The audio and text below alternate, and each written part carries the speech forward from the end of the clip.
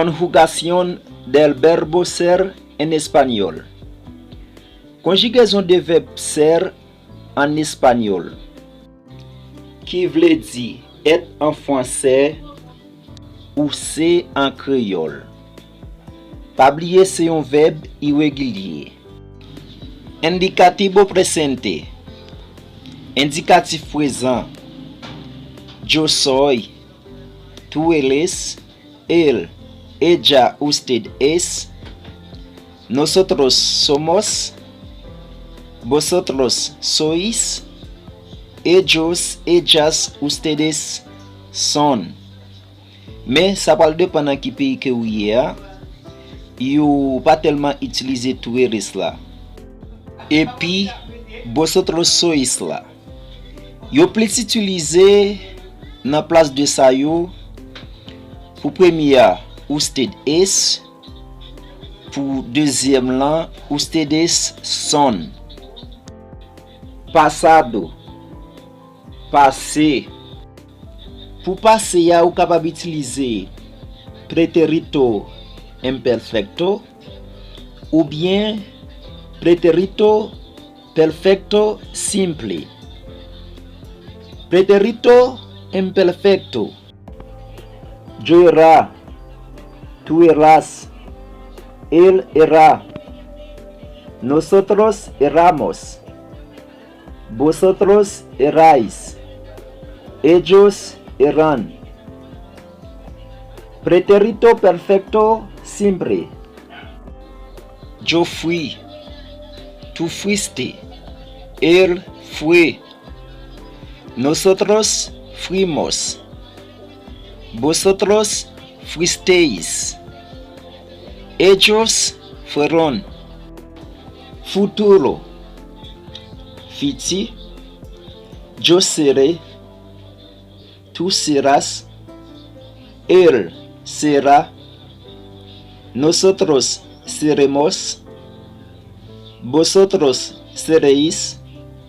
Ellos serán.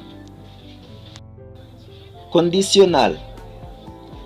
Yo sería. Tú serías. Él sería. Nosotros seríamos. Vosotros seríais. Ellos serían. ¿Quién eres tú?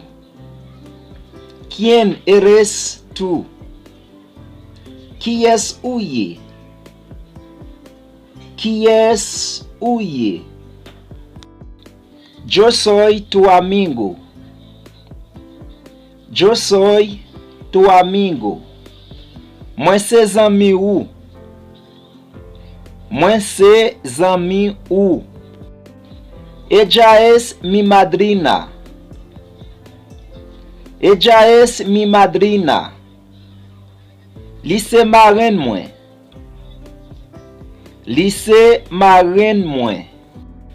Yo era pequeño como tú. Yo era pequeño como tú.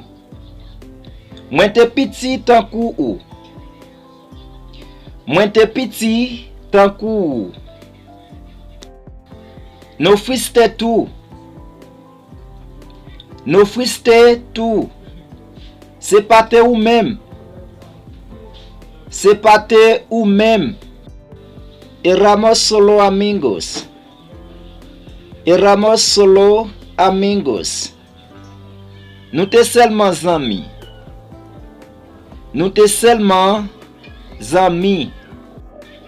¿Quién fue tu primera novia? ¿Quién fue tu primera novia? Qui moun qui te premier ménage ou? Qui moun qui te premier ménage ou? Yo seré tu novio. Yo seré tu novio. Moi pral ménage ou? Moi pral ménage ou? Quizás sería mejor si dijera algo. Quizás sería mejor si dijera algo. Peut-être l'état plus bon si li te di yon bagay, peut-être li ta pi bon, si li te di yon bagay. Eso fue la última. Eso fue la última. Ça c'était dernière. Ça c'était dernière.